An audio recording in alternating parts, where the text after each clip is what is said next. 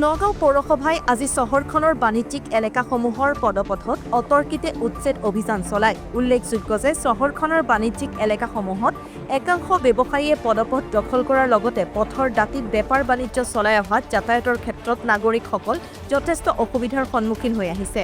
চহৰখনৰ জ্যেষ্ঠ নাগৰিককে ধৰি বিভিন্ন ব্যক্তি আৰু সংগঠনে পদপথত বেহা বেপাৰ কৰা কাৰ্যৰ বিৰুদ্ধে নগাঁও পৌৰসভাক অভিযোগ দিয়াত নগাঁও পৌৰ প্ৰশাসনে এইসকল ব্যৱসায়ীক সকিয় নিদি অহাৰ পাছতো ব্যৱসায়ীসকলে গুৰুত্ব আৰোপ কৰা নাছিল। সেয়ে নাগৰিকৰ যাতায়াতৰ সুবিধা হোৱাকৈ নগাঁও চহৰৰ পদপথ দখল কৰি বেহা বেপাৰ কৰা সকলক আজি পদপথৰ পৰা উচ্ছেদ কৰিবলৈ বাধ্য হয়। ভৱিষ্যতে পদপথ দখল কৰি বেহা বেপাৰ নকৰিবৰ বাবে নগাঁও পৌৰসভা প্ৰশাসনৰ তৰফৰ পৰা সকলো পক্ষক সকীয়াই দিয়ে।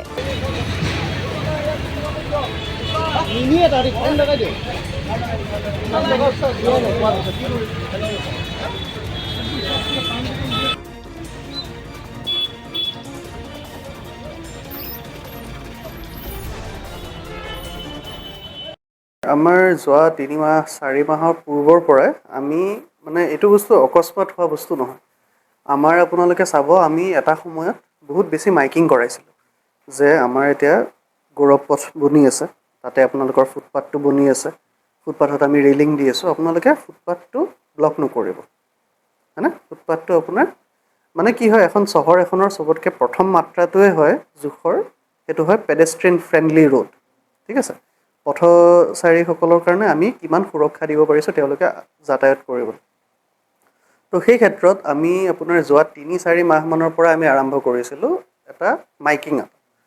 আমি সকলোকে এটা ৰাতিপুৱাৰ পৰা গধূলিলৈকে আমি গোটেই নগাঁও পৌৰসভাৰ অঞ্চলত আমি পূৰা মাইকিং কৰাইছিলোঁ যে যিমানখিনি পথ আছে আপোনালোকে পদপথখিনি আপোনালোকে খালী কৰি পেলাই আপোনালোকে তাৰপিছত ব্যৱসায় কৰক।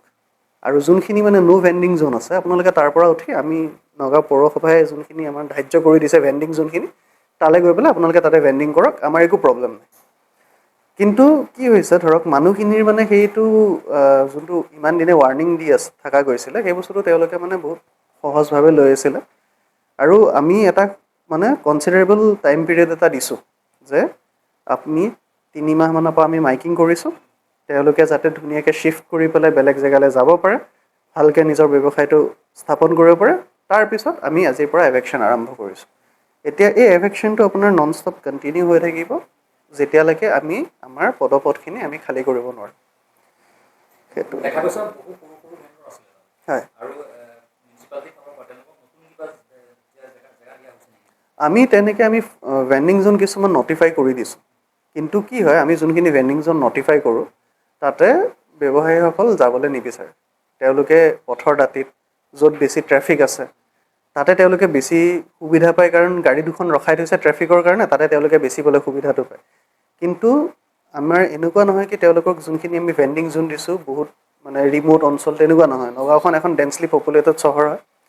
ইয়াতে আমি ধুনীয়াকৈ কিছুমান জেগা আমি বনাই দিছোঁ, তেওঁলোকে ধুনীয়াকৈ নিজৰ ব্যৱসায়টো কৰিবলৈ সক্ষম হ'ব।